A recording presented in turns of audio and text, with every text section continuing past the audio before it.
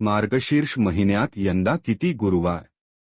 जाणून घ्या तारखा, पूजा विधी अन मुहूर्त. मार्गशीर्ष महिन्यात महिला दर गुरुवारी महालक्ष्मी मातेची विधी पूजा करतात, उपवास ठेवतात.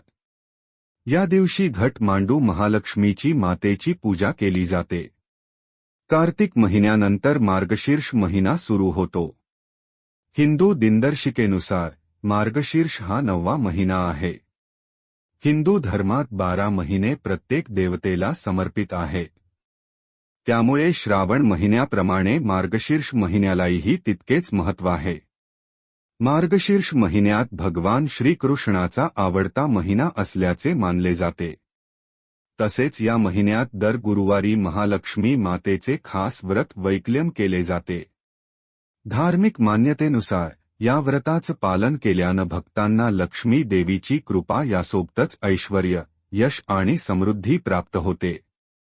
यासाठी दर गुरुवारी घरात घट मांडून महालक्ष्मी मातेच्या रूपाची पूजा केली जाते. यंदा मार्गशीर्ष महिना 2 डिसेंबर 2024 पासून सुरू झाला आहे. या महिन्यात 4 मार्गशीर्ष गुरुवार साजरे केले जाणार आहेत. पण यंदा कोणत्या तारखेला गुरुवार असतील, तसेच या गुरुवारच्या व्रताचे महत्त्व, पूजा विधी काय आहे, हे आज आपण जाणून घेणार आहोत. पहिला मार्गशीर्ष गुरुवार 5 डिसेंबर 2024. दुसरा मार्गशीर्ष गुरुवार 12 डिसेंबर 2024. तिसरा मार्गशीर्ष गुरुवार 19 डिसेंबर 2024. चौथा मार्गशीर्ष गुरुवार 26 डिसेंबर 2024. मार्गशीर्ष गुरुवार महत्त्व.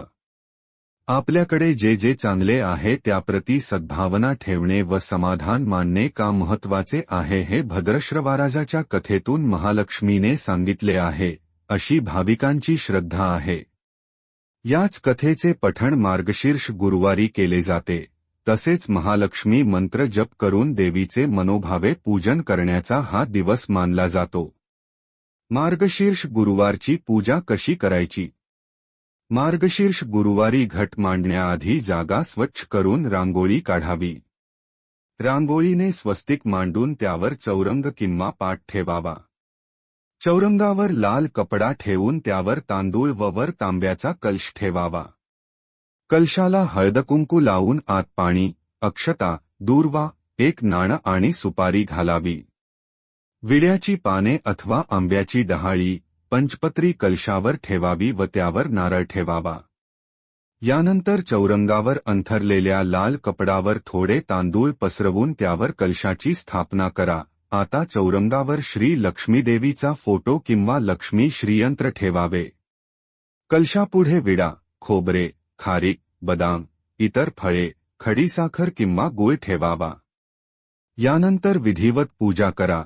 आपण आपल्या इच्छेप्रमाणे व शक्य होईल तसा नैवेद्य मनोभावे दाखवू शकता.